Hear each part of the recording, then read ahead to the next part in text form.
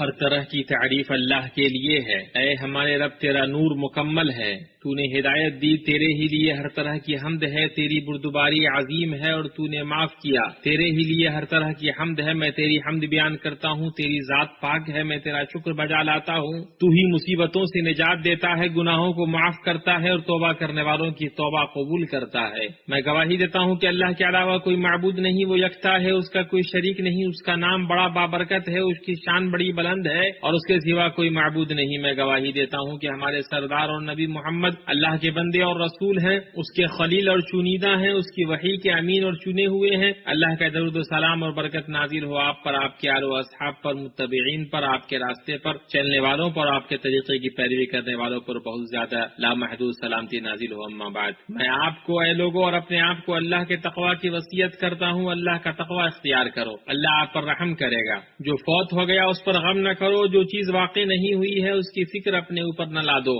جو تمہارا نہیں ہے اس کی طرف نگاہیں نہ دوڑاؤ، جو اپنے عیب کو دیکھتا ہے وہ دوسروں کے عیبوں سے غافل رہتا ہے۔ جس نے تم سے رشتہ توڑ لیا اس سے رشتہ جوڑو، اور جس نے تمہیں محروم کیا ہے اس کو نوازو، جس نے تم پر ظلم کیا ہے اس کو معاف کر دو، جنہوں نے تمہیں امانتیں دی ہیں ان کی امانتیں لوٹاؤ، جو تمہارے ساتھ خیانت کرے اس کے ساتھ خیانت نہ کرو، جو تمہارے ساتھ برائی کرے اس کے ساتھ بھلائی کرو۔ اے ایمان والو، اللہ سے ڈرتے رہو اور ہر شخص دیکھ بھال لے کہ کل قیامت کے واسطے اس نے کیا ذخیرہ بھیجا ہے، اور ہر وقت اللہ سے ڈرتے رہو، اللہ تمہارے اعمال سے باخبر ہے۔ مسلمانوں،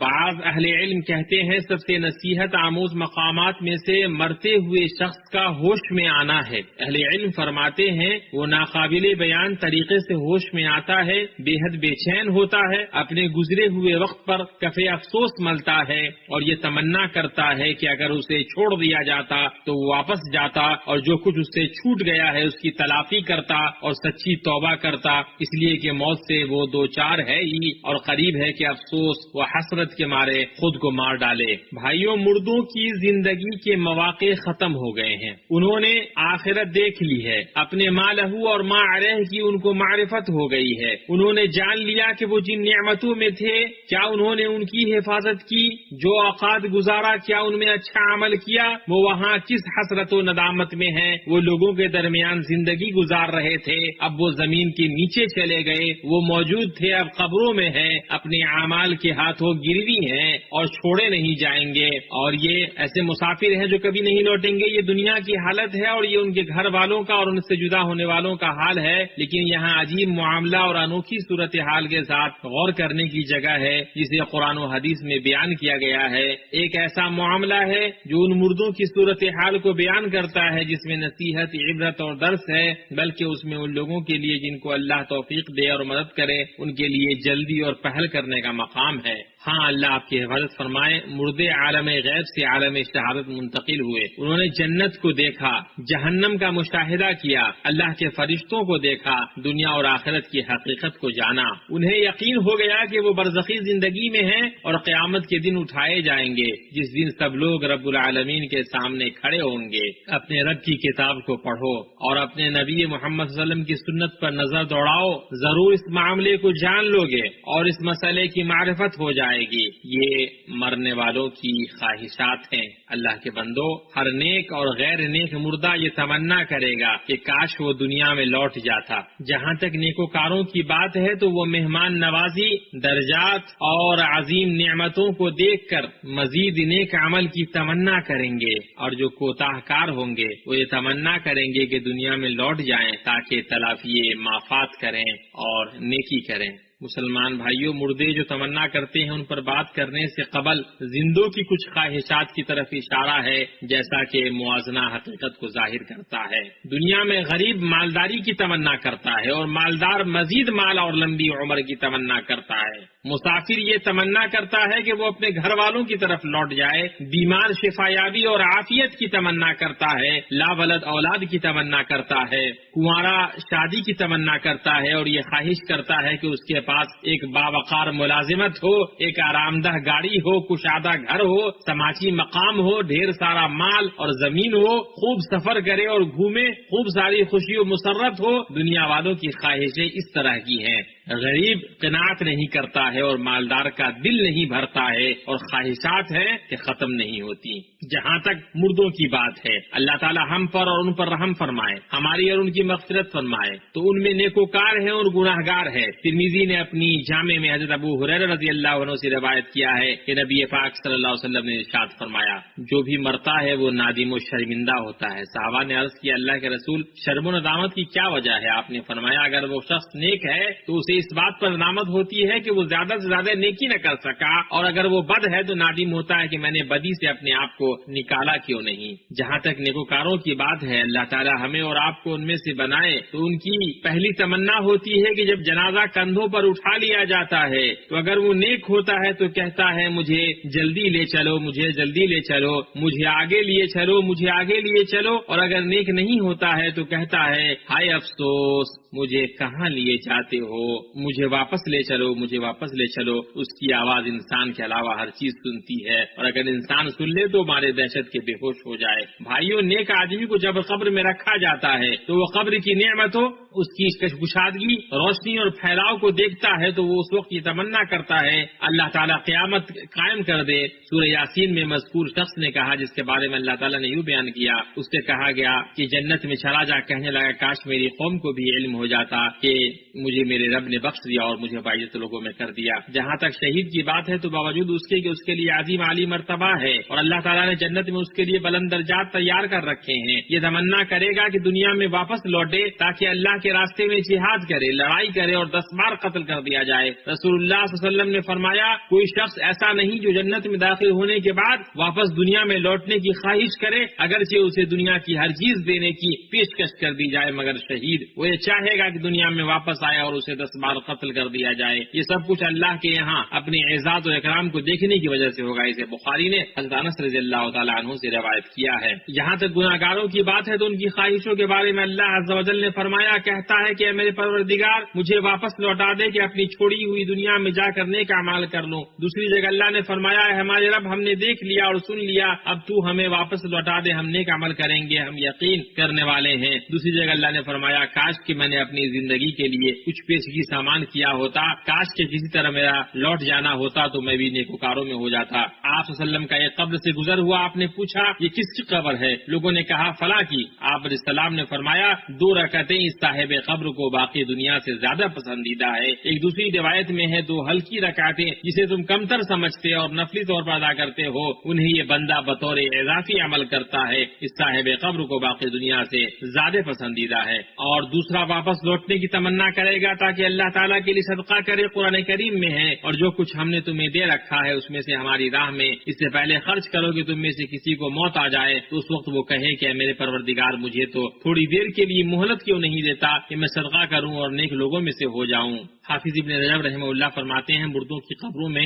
غائب درجے کی خواہش ایک گھڑی کی دنیاوی زندگی ہوتی ہے تاکہ وہ توبہ اور اعمال صالحہ کے ذریعے تلافی مافات کر لیں۔ دنیا کے لوگ اپنی زندگیوں کو برباد کرتے ہیں، چنانچہ ان کی زندگی غفلت میں ضائع ہو جاتی ہے اور ان میں سے بعض اپنی زندگی کو گناہوں میں کاٹ دیتے ہیں۔ مسلمانوں، ایسے مردے بھی ہیں جن کا اجر ان کی قبروں میں بھی جاری رہتا ہے۔ حضرت ابو ہریرہ سے روایت ہے کہ رسول اللہ نے فرمایا، جب انسان مر جاتا ہے تو اس کے عمل کا سلسلہ بند ہو جاتا ہے سوائے 3 چیزوں کی، ایک صدقہ جاریہ، دوسرا ایسا علم جس کے لوگ فائدہ اٹھائیں، اور تیسرا نیک و صالح اولاد جو اس کے لیے دعا کرے۔ اس حدیث کو مسلم نے روایت کیا ہے۔ جس نے اسلام میں کوئی اچھا طریقہ رائج کیا تو اس کے لیے اس کا اپنا اجر ہے اور ان کا بھی اجر ہے جنہوں نے اس کے بعد قیامت تک اس پر عمل کیا، اور جس نے اسلام میں کسی بری طریقے کی ابتدا کی اس کا بوجھ اسی پر ہے اور ان کا بوجھ بھی ہے جنہوں نے قیامت تک اس کے بعد اس پر عمل کیا۔ مسلمانوں، اس شخص کو کتنی ندامت ہوگی جو مر جائے اور اس کے گناہ اس کے ساتھ نہ مرے۔ وہ تمنا کرے گا کہ دنیا میں واپس جائے تاکہ اپنے ہاتھوں کے کیے ہوئے گناہوں سے جان چھوڑائے۔ انسان مر جائے تو اس کے لیے رونا نہیں ہے، لیکن اگر توبہ چھوٹ جائے تو اس کے لیے رونا ہے۔ بھائیوں، مرنے والوں کو ضرورت ہے کہ ان کے تعلق سے محمد صلی اللہ علیہ وسلم کے طریقے کے مطابق عمل کیا جائے، لہٰذا ان کے لیے وہ چیزیں انجام دیں جن کی اجازت شریعت نے دی ہے، جیسے دعا، صدقہ، قرض کی ادائیگی، حج اور عمرہ وغیرہ۔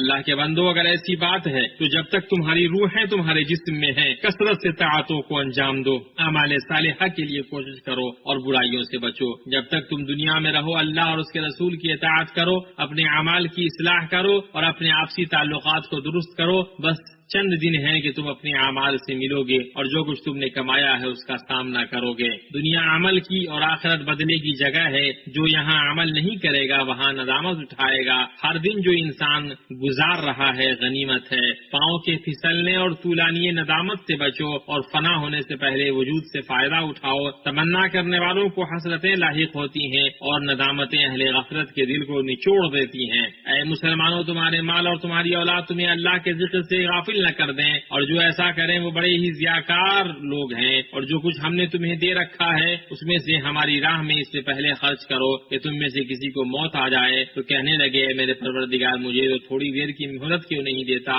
کہ میں صدقہ کروں اور نیک لوگوں میں سے ہو جاؤں۔ اور جب کسی کا مقررہ وقت آ جاتا ہے پھر اسے اللہ تعالیٰ ہرگز مہلت نہیں دیتا، اور جو کچھ تم کرتے ہو اس سے اللہ تعالیٰ بخوبی باخبر ہے۔ اللہ تعالیٰ مجھے اور آپ کو قرآن کریم اور سنت رسول سے فائدہ پہنچائے۔ میں اپنی یہ بات کہتا ہوں اور اپنے لیے، آپ کے لیے اور دنیا کے تمام مسلمانوں کے لیے ہر طرح کے گناہوں سے مغفرت طلب کرتا ہوں۔ آپ بھی اسے مغفرت طلب کریں، بے شک وہ بخشنے والا اور رحم کرنے والا ہے۔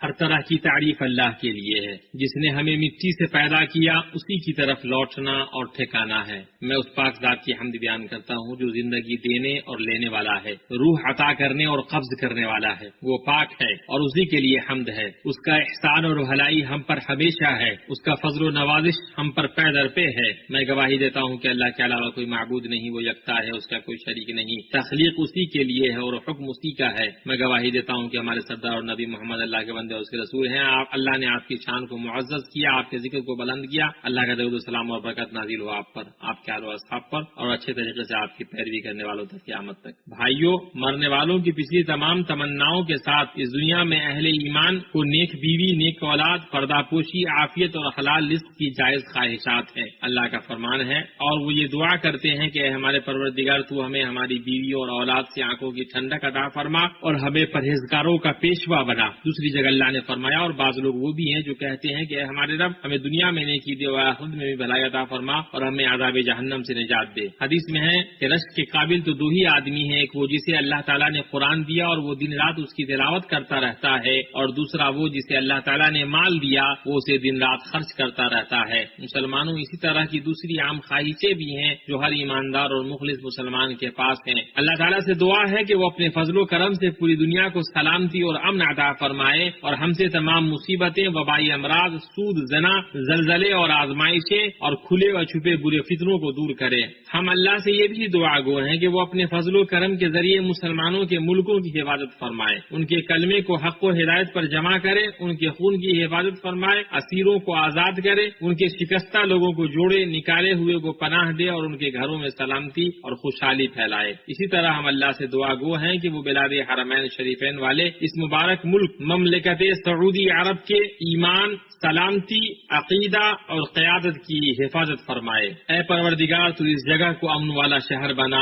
اے میرے پروردگار، اس شہر کو امن والا بنا دے۔ تو لوگوں کے دلوں کو ان کی طرف مائل کر دے اور انہیں پھلوں کی روزیاں عنایت فرما تاکہ یہ شکر گزاری کریں۔ یہ مقدس امن و اطمینان والا ملک ہے، ایسا مبارک ملک ہے جس نے اپنی ذمہ داری کا ادراک کیا، اپنے فرائض سر انجام دیے، معاملے کو نبھایا، اپنے کلمے کو متحد کیا، دین، خیر اور بھلائی کے راستوں کو باہم جوڑا، چنانچہ ملک میں سلامتی پھیلی، اسلامی بھائی چارہ مضبوط ہوا اور دین کے شعار قائم ہوئے۔ اس ملک کے جھنڈے میں اسلام اس کا شعار ہے، شریعت اس کا نظام حیات ہے، مفید نئے پن اور اعتماد، آگاہی اور وضاحت کے ساتھ اعلیٰ درجے کی ترقی کو اس نے اختیار کیا ہے۔ ایسا پاکیزہ ملک ہے جس کا بڑے پیمانے پر مسلمان قصد کرتے ہیں، ایسے دلوں کے ساتھ جو ایمان سے معمور اور محبت و شوق سے بھرے ہوتے ہیں، تیز گام قدموں اور پیدل اور سواری سے تیز چلتے ہوئے اور بہتے ہوئے آنسوؤں کے ساتھ مغفرت طلب کرتے ہوئے۔ ایسا مبارک ملک ہے جو اللہ کے تقرب کے لیے اور حاجیوں، معتمرین، زائرین اور حرمین شریفین کے تمام قاصدین کی خدمت کے لیے سب سے غالی اور نفیس چیز خرچ کرتا رہا ہے۔ ایسا ملک ہے جس میں جدائی کے بعد دل اکٹھا ہوئے، جس نے عزت کے جھنڈے اور ہدایت کی مشعل کو اٹھایا، جو دین کا اور مسلمانوں کا قبلہ ہے۔ ایسا عظیم ملک جو اسلام کے دفاع میں اپنی بین الاقوامی ذمہ داری کا پورا احساس رکھتا ہے، بین الاقوامی فورمز پر اسلام کے منہج کو بیان کرتا ہے، اس کی مخالف ہر چیز سے حفاظت کرتا ہے، مسلمانوں کی خدمت کرتا ہے، ان کے حقوق کا دفاع کرتا ہے، ان کا ہر ممکن تعاون و مدد کرتا ہے اور ان کی ضرورت کو پورا کرتا ہے۔ اسلامی ممالک اور اس کی عوام اور دنیا کے تمام ممالک کے ساتھ ہر اس چیز میں تعاون کرتا ہے جس سے انسانوں کی بھلائی اور درستگی، عدل کے اصولوں کا ادراک، راست بازی اور اصلاح کے اصولوں کا استحکام ہوتا ہے، اور ہر اس چیز جس میں انسانیت کے لیے بھلائی ہے وہ کرتا ہے۔ سنو، اللہ کا تقوی اختیار کرو، اللہ پر رحم کرے، اپنے لیے خیر کو طلب کرنے کی کوشش کرو اور اپنے رب سے دنیا اور آخرت کی بھلائی طلب کرو۔ بعض سلف کے اس قول پر غور کرو، اگر بندہ جان لے کہ اس کی موت میں جتنا وقت بچا ہے تو وہ اپنی بڑی امیدوں سے کنارہ کشی اختیار کرے گا اور زیادہ سے زیادہ عمل کرنے کی کوشش کرے گا، بس تم ان لوگوں میں سے ہو جاؤ۔ اللہ پر رحم کرے جو بلند ہمت والے ہیں اور عالی مرتبہ اعمال کے حامل ہیں، اور جو بدلے میں ابدی جنت اور گھر ٹھکانے کے لیے جنت الفردوس کے علاوہ کسی اور بدلے پر راضی نہیں ہوتے ہیں، اور جس کا ارادہ آخرت کا ہو اور جیسی کوشش اس کے لیے ہونی چاہیے وہ کرتا بھی ہو اور وہ با ایمان بھی ہو، بس یہی لوگ ہیں جن کی کوشش کی اللہ کے یہاں پوری قدردانی کی جائے گی۔ یہ سب باتیں رہیں، اور درود و سلام بھیجو ہدایت یافتہ رحمت اور درستگی والی نعمت تمہارے نبی محمد رسول اللہ پر، جس کا حکم تم کو تمہارے رب نے قرآن کریم میں دیا ہے، جیسا کہ اس نے فرمایا اللہ تعالیٰ اس کے فرشتے اس نبی پر رحمت بھیجتے ہیں، اے ایمان والو تم بھی ان پر درود بھیجو اور خوب سلام بھیجتے رہا کرو۔ اللہ درود و سلام نازل فرما تیرے بندے اور رسول ہمارے نبی محمد حبیب مصطفیٰ نبی مصطفیٰ پر، ان کی بیویوں جو مومنوں کی مائیں ہیں ان پر، ان کے نیک و پاک باز اعمال پر، اے اللہ تو خلفائے راشدین ابوبکر عمر عثمان علی اور تمام صحابہ اور تابعین پر قیامت تک ان کی درست طریقے سے پیروی کرنے والے تمام لوگوں سے راضی ہو جا، تو اپنے عفو و کرم و صحابت کے ذریعے ان لوگوں سے ہم سے بھی راضی ہو جا۔ اے اللہ اسلام اور مسلمانوں کو غلبہ عطا فرما، اے اللہ اسلام و مسلمانوں کو غلبہ عطا فرما، شرک اور مشرکوں کو شکست دے، ظالم و ملحدین اور تمام دین و ملت کے دشمنوں کو رسوا کر، اے اللہ ہمیں ہمارے ملکوں میں امن عطا فرما، ہمارے امام اور حکمرانوں کی اصلاح فرما، ہمیں ان لوگوں کے ماتحت کر جو تجھ سے ڈرتے ہیں اور تیرا تقوی اختیار کرتے ہیں اور تیری رضا چاہتے ہیں رب العالمین۔ اے اللہ ہمارے امام اور حکمراں کو تو اپنی توفیق عطا فرما، تو ان کو اپنی طاعت کے ذریعے مضبوط کر، ان کے ذریعے اپنے کلمے کو بلند فرما، انہیں اسلام اور مسلمانوں کی مدد کرنے والا بنا، ان کو، ان کے ولی عہد کو، ان کے بھائی اور مددگاروں کو اس چیز کی توفیق دے جس کو تو پسند کرتا ہے اور جسے تو چاہتا ہے، انہیں نیکی اور تقوی کی توفیق دے۔ اے اللہ مسلمانوں کے حکمرانوں کو تو اپنی کتاب اور تو اپنے نبی محمد صلی اللہ علیہ وسلم کی سنت کے مطابق عمل کرنے کی توفیق عطا فرما، انہیں تو اپنے مومن بندوں کے لیے رحمت بنا، ان کی کلمے کو حق و ہدایت پر جمع فرمائے رب العالمین۔ اے اللہ ہر جگہ مسلمانوں کی حالتوں کو درست کر دے، ان کے خون کی حفاظت فرما اور ان کلمے کو حق و ہدایت اور سنت پر جمع فرما، اور ملت اسلامیہ کے لیے ہدایت کا ایسا حکم صادر فرما جس میں تیری اطاعت کرنے والوں عزت ملے اور تیری نافرمانی کرنے والے ہدایت یافتہ ہو، جس کے ذریعے بھلائی کا حکم دیا جائے اور برائی سے روکا جائے، بے شک تو ہر چیز پر قادر ہے۔ اے اللہ مسجد اقصیٰ کو غصب و قبضہ کرنے والوں سے آزاد فرما، اس کی شان اور مقام کو بلند فرما، اس کی بنیاد کو مضبوط فرما، اس کے گوشوں کو قائم رکھ، اے دعاؤں کو سننے والا ہے اللہ ہماری فوج کی مدد فرما، جو ہمارے ملک کے بارڈر پر تعینات ہیں ان کی رائے کو درست فرما، ان کے نشانے کو درست رکھ، ان کی کمر کس دے، ان کی عزائم کو مضبوط کر، ان کے قدموں کو ثابت قدم رکھ، ان کے دلوں کو جوڑ دے، ان کے دشمنوں پر انہیں مدد عطا فرما، اے اللہ تو اپنی حمایت کے ذریعے ان کی حمایت فرما، اپنی مدد کے ذریعے ان کی مدد فرما، اے اللہ ان کے شہیدوں پر رحم فرما، ان کے زخمیوں کو شفا دے، ان کو اپنے گھر والوں اور بچوں میں حفاظت فرما، بے شک تو دعا کو سننے والا ہے۔ اے اللہ تو ہمارے گناہوں کو معاف فرما، ہمارے عیوب کی پردہ پوشی فرما، ہماری مصیبت کو دور فرما، اے اللہ ہمیں دنیا میں بھی نیکی دی اور آخرت میں بھی عطا فرما، اور ہمیں عذاب جہنم سے نجات دے۔ سبحان ربک رب العزت عما یصفون وسلام علی المرسلین والحمد للہ رب العالمین۔